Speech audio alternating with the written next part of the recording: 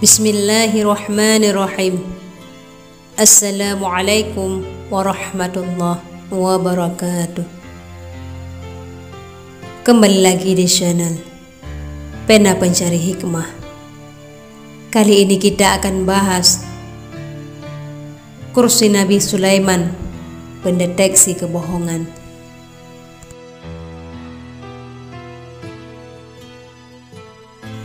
Nabi Sulaiman alaihissalam memiliki kursi yang dapat mendeteksi seseorang berbohong atau tidak. Kursi itu buatan setan. Kursi sakti tersebut mampu melindungi Nabi Sulaiman dari segala bentuk gangguan dan kecurangan. Bila orang bersaksi palsu, maka tergetarlah seluruh tubuhnya. Suatu ketika, Nabi Sulaiman menyuruh para setan untuk membuatkan kursi yang sangat indah dan mampu melindunginya dari segala bentuk gangguan dan kecurangan. Kalau ada orang yang ingin berbuat jahat atau curang, membuat saksi palsu, maka mereka akan merasa ketakutan. Para setan pun membuat kursi dari gading gajah, dihiasi intan permata, dikelilingi pepohonan layaknya anggur, 4 pohon kurma dari emas, dan tendanya terbuat dari perak. Di atas pohon kurma ada 2 burung merak yang terbuat dari emas, dan pada pohon lainnya terdapat burung nasar dari emas. Di setiap pohon terdapat penyangga-penyangga dari zamrud hijau. Pada bagian atas kursi ada tabir-tabir dari emas. Di bawahnya terdapat batu keras dari emas untuk memutar emas itu. Sungguh sangat indah. Ketika Nabi Sulaiman naik ke tingkat pertama kursi itu, maka kursi tersebut berputar seperti penggilingan, sementara burung nasar dan merak menggepak-gepakkan sayapnya. Harimau membentang tangannya sambil menggaruk-garukkan cakarnya ke bumi. Mereka berada di situ untuk melindungi Nabi Sulaiman, sekaligus menjadi penjaga bagi orang yang ingin berbuat saksi palsu. Putaran kursi itu terjadi pada tiap tingkatan. Ketika sampai pada tingkat yang paling atas, burung nasar akan meletakkan mahkota di atas kepalanya dan mulai meniupkan misik dan ambar.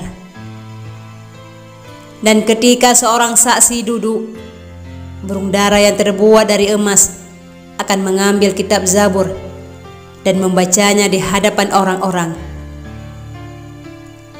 Di sebelah kanan Sulaiman duduk para ulama Bani Israel di atas kursi-kursi yang terbuat dari emas, dan para pemuka jin duduk di sebelah kirinya di atas kursi perak, dan ia bersiap memberikan keputusan.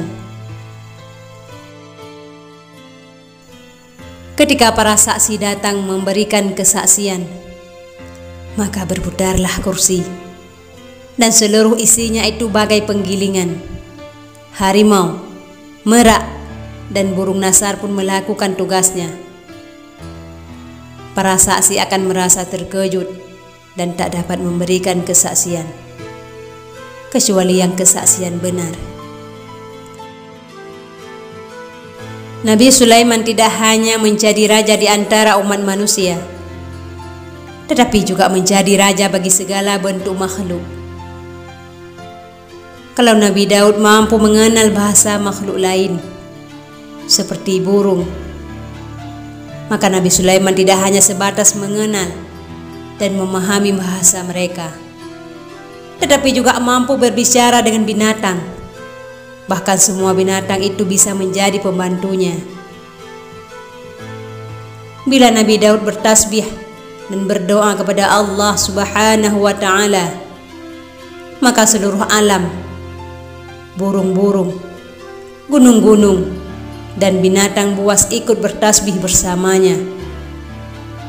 Sedangkan Nabi Sulaiman mendapat karunia lebih dari Allah Subhanahu wa Ta'ala dengan membawa segala bentuk binatang tunduk dan dapat menjadi pembantunya. Nabi Sulaiman mempunyai kekuatan luar biasa yang tak mampu ditandingi oleh raja-raja manapun. Kekuatan Nabi Sulaiman berangkat dari berbagai kemampuan yang dikombinasikan, mulai dari kemampuan manusia, jin, dan burung. Semua bersatu padu, tunduk, dan membantu apapun yang dibutuhkan oleh Nabi Sulaiman, seperti membangun kerajaan megah yang tidak akan pernah tertandingi, menyerang kekuatan musuh, dan bentuk kebutuhan lainnya. Jin adalah makhluk Allah Subhanahu wa Ta'ala yang sebagian besar manusia tidak mampu melihat atau meminta pertolongan padanya. Tapi berkat pertolongan Allah Subhanahu wa Ta'ala, Nabi Sulaiman mampu menundukkan jin dan membuatnya menjadi pembantu. Nabi Sulaiman menjadikan jin sebagai pasukan tentara yang mematikan. Jika tidak pergi ke medan perang, Nabi Sulaiman menjadikan jin sebagai pekerja kasaran. Golongan setan ini tidak mampu dikuasai oleh manusia. Bahkan manusia kerap kali menjadi umpan menggiurkan bagi setan agar terjebak dalam kubangan kemunafikan. Tapi Allah Subhanahu wa Ta'ala memberi kekuasaan pada Nabi Sulaiman untuk menguasai dan menundukkan setan, dan bahkan mempekerjakan setan atau menghukumnya apabila menentang. Di hadapan Nabi Sulaiman, setan menjadi pembantu dalam membangun istana dan alat-alat perang. Setan menyalam ke dasar lautan mengambil permata dan diangkut lalu diberikan kepada Nabi Sulaiman. Setan yang biasanya menjadi penggoda dan pengganggu manusia berubah menjadi pembantu yang tunduk dan sesekali akan diberi hukuman apabila melanggar. Itulah kekuasaan Nabi Sulaiman yang tak tertandingi. Allah Subhanahu wa Ta'ala berfirman, yang artinya, dan kami tundukkan angin bagi Sulaiman, yang perjalanannya di waktu pagi sama dengan perjalanan sebulan, dan perjalanannya di waktu sore sama dengan perjalanan sebulan, dan kami alirkan cairan tembaga baginya. Dan sebagian dari jin ada yang bekerja di hadapannya di bawah kekuasaannya dengan izin Tuhannya. Dan sebagian dari jin ada yang bekerja di hadapannya di bawah kekuasaannya dengan izin Tuhannya.